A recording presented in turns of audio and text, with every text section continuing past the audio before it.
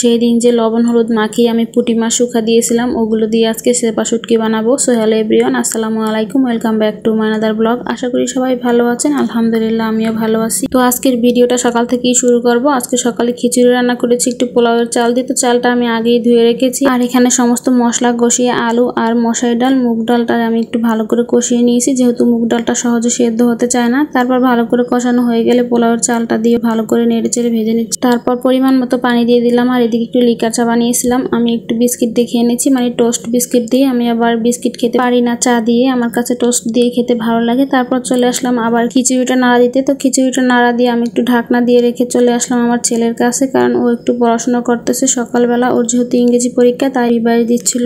তো আবার চলে গেলাম রান্নাঘরে। তো আমার খিচুড়িটা হয়ে গেছে, এখন ভালো করে একটু নেড়ে ছেড়ে ঢাকনা দিয়ে একটু দমে রেখে দেবো যেন একটু ভালো করে সেদ্ধ হয়। এদিকে আমার হাজবেন্ডও চলে আসছে অফিস থেকে, তো কিছু ডেনিস নিয়ে আসছে আর বিস্কিট নিয়ে আসছে। তো ডেনিসগুলো একটু অন্যরকম ছিল, ডেনিসগুলো সবসময় একটু গোল গোল থাকে, তো এই ডেনিসগুলো একটু লম্বা টাইপের ছিল আর অনেক মজাও লাগছিল খেতে। তো সকালে খাওয়া দাওয়াটা শেষ করলাম, তো আমার ছেলেকে মাদ্রাসায় পাঠিয়ে দিলাম পরীক্ষা দিতে। তো আমি এদিকে করে রান্না বান্নার জন্য সবকিছু গুছিয়ে চলে আসলাম রান্না করার জন্য। এখানে আমি পুঁই শাক রান্না করবো চিংড়ি মাছ দিয়ে। এই পুঁই শাকটা আমার শাশুড়ি দিয়েছিলেন আর সাথে দিয়েছিলেন মুরগির ডিম, দেশি মুরগির ডিম দিয়েছিলেন তার নাতনিদের জন্য। আর এই শাকগুলো ছিল আমার শাশুড়ি মায়ের গাছের শাক, খুব সুন্দর ছিল শাকগুলো। এদিকে আমি ভাতও বসিয়ে দিলাম রাইস কুকারের ভিতরে আর শাকগুলো একটু ভালো করে নেড়ে চেড়ে দিচ্ছি। ভালো করে নেড়ে চেড়ে না দিলে একদম ভিতরে দলার ভিতরে হয়তো শাকগুলো ভালো করে সেদ্ধ হবে না। এদিকে একটু মাছ নিয়েছি রান্না করার জন্য। এখানে ছিল শোল টাকি মাছ, একদম ছোট ছোট কিছু মাছ ছিল। তো এখানে আমি সরিষার তেল দিয়ে রান্না করব। অনেকটা পেঁয়াজ নিয়েছি আর রসুন নিয়েছি, ভালো করে ভেজে নিয়েছি। আর এখানে আমি দিয়ে দিয়েছি হলুদের গুঁড়া আর মরিচের গুঁড়ো একটু পানি দিয়ে মিশিয়ে, হলুদ মরিচটা ভালো করে একটু কষিয়ে নিয়ে তারপর একটু পানি দিয়ে ভালো করে কষিয়ে নিয়েছি। তারপর দিয়ে দিয়েছি মাছগুলো। আজকে মাছগুলো আমি একদম কাঁচাই ভুনা করে নেব, যেহেতু ছাতে ছোট ছোট কিছু মাছ আছে তাই একদমই ভাজবো না, সরিষার তেল দিয়ে কাঁচা ভুনা করলেও মজা হয়। তো প্রথমে আমি মাছগুলো কষিয়ে নিয়েছি, এদিকে শাকগুলো আর একটু নাড়াচাড়া দিয়েছি, ভালো করে মাছগুলো কষিয়ে তারপর পরিমাণ মতো একটু পানি দিয়ে দিলাম। আর কিছুক্ষণ রান্না করে ঝোলটা কমে আসলে আমি এখানে একটু ভাজা জিরার গুঁড়ো দিয়ে নেড়ে চেড়ে নামিয়ে নেব। তো এদিকে মাছটাও আমার রান্না করা হয়ে গেছে, আমি এরকম একটু হালকা ঝোল ঝোল রেখে দেব। সরিষার তেল দিয়ে মাছটা রান্না করার কারণে খেতে অনেক মজা হয়েছে, অনেক অন্যরকম একটা গ্রান ছিল। আর এদিকে পুঁই শাকটা তো অনেক মজা হয়েছিল, যেহেতু আমার শাশুড়ির হাতে লাগানো গাছের শাক, কোনো সার ছিল না তাই অনেক মজা লেগেছিল। আর আগের দিনে ডাল ছিল আর শিং মাছ রান্না করা ছিল, ওগুলোকে একটু জাল করে নিয়েছি। আর এদিকে ছাদে কিছু জামা কাপড় শুকা দিয়েছি আর কম্বল শুকা দিয়েছি, যা আগের দিন কিছু পুঁটি মাছ শুটকি দিয়েছি ওগুলো আর একটু শুকা দিয়ে নিয়েছি। আর এখানে একটা মাটির পাত্র শুকা দিয়ে নিয়ে আসছি। পুঁটি মাছগুলো বাসায় নিয়ে আসলাম, সাথে কিছু রসুন দিয়েছিলাম শুকো ওগুলো আর পুঁটি মাছ, সাথে কিছু সরিষার তেল দিয়ে আমি একটা চামচ দিয়ে ভালো করে মেখে মাটির হাঁড়ির ভিতরে রেখে দিয়েছি সবগুলো। এখন একটা চামচ দিয়ে চেপে চেপে মাছগুলো, তারপর একটা ঢাকনা দিয়ে উপরে একটা কাগজ দিয়ে একটা রশি দিয়ে ভালো করে বেঁধে রেখে দেবো 1 সপ্তাহের জন্য। 1 সপ্তাহ পর অবশ্যই আপনাদের সাথে শেয়ার করবো ভালো করে হয়েছে কিনা চাপা শুটকিটা। তারপর বিকেলবেলা একটু বাদাম ভেজে নিলাম, তো বাদামটা আমি লবণ দিয়ে ভেজে নিয়েছি, এভাবে করে ভাজলে বাদামটা খুব সুন্দর হয়।